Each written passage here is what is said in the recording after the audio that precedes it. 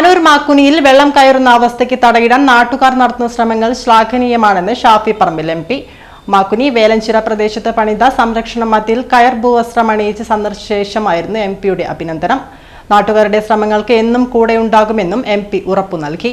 കാലവർഷമെടുത്താൽ മാക്കുനി വേലഞ്ചിറ പ്രദേശവാസികളുടെ നെഞ്ചിൽ തീയാണ്.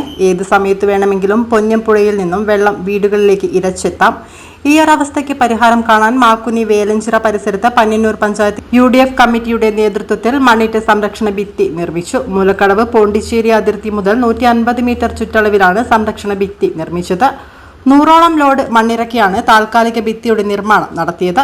പ്രദേശവാസിയായ ഒരാൾ സംരക്ഷണ ഭിത്തിയെ കയർ ഭൂവസ്ത്രം അണിയിക്കാൻ തയ്യാറായി.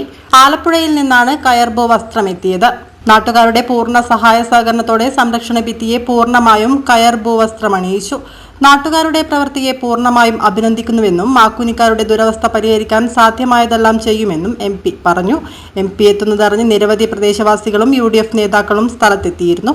Panniyannur panchayat UDF committee chairman PK Haneefa, K Sasidharan, TP Premnath master, Ninkileri Musthafa, Sareesh Kumar Makkuni എന്നിവരും MPക്കൊപ്പമുണ്ടായിരുന്നു. പുഴയുടെ തീരത്ത് മാക്കുനി വേലഞ്ചിറ ഭാഗത്ത് ഓരോ മഴക്കും പുഴയിൽ വെള്ളം കയറുമ്പോഴെല്ലാം ജനങ്ങൾക്ക് വലിയ ദുരിതമാണ് നേരിടേണ്ടി വന്നിരുന്നത്. ഇവിടുന്ന് കുടുംബം കുട്ടികളോടൊക്കെ മാറേണ്ടി വരിക, ഉരുളിയിൽ ഉൾപ്പെടെ പ്രായമായവരെയും കൊച്ചുകുട്ടികളെയും മാറ്റേണ്ടി വരിക, വീടിനകത്ത് നാശനഷ്ടങ്ങൾ ഉണ്ടാവുക, ഈ പ്രദേശത്ത് മുഴുവൻ പ്രയാസങ്ങൾ ഉണ്ടാവുക.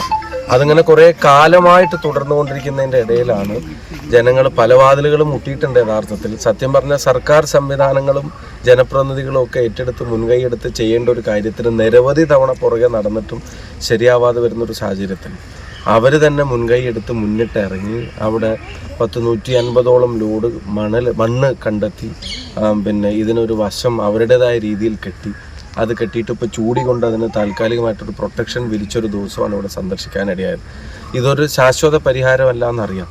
താൽക്കാലിക പരിഹാരത്തിന് വേണ്ടി ഒരു ജനത ഒന്നിച്ച് ജനങ്ങൾ തന്നെ തീർത്തൊരു പ്രതിരോധമാണ്. ഞാൻ ഈ നാട്ടിലെ ജനങ്ങളെ കൈയെടുത്ത് തൊഴാൻ ആഗ്രഹിക്കുകയാണ്. എൻ്റെ അഭിനന്ദനങ്ങളും അവരെ അറിയിക്കാൻ ആഗ്രഹിക്കുകയാണ്. അവർ കുറേ പറഞ്ഞു കാര്യങ്ങൾ നടക്കില്ല എന്ന് കണ്ടപ്പോൾ അവർ സ്വയം സുരക്ഷിതരാവാൻ വേണ്ടി അവർ തന്നെ മുന്നിട്ടിറങ്ങി ഇങ്ങനെ ഒരു കാര്യം ചെയ്തത് എല്ലാ സംവിധാനങ്ങളുടെയും കണ്ണ് തുറപ്പിക്കേണ്ടതാണ്.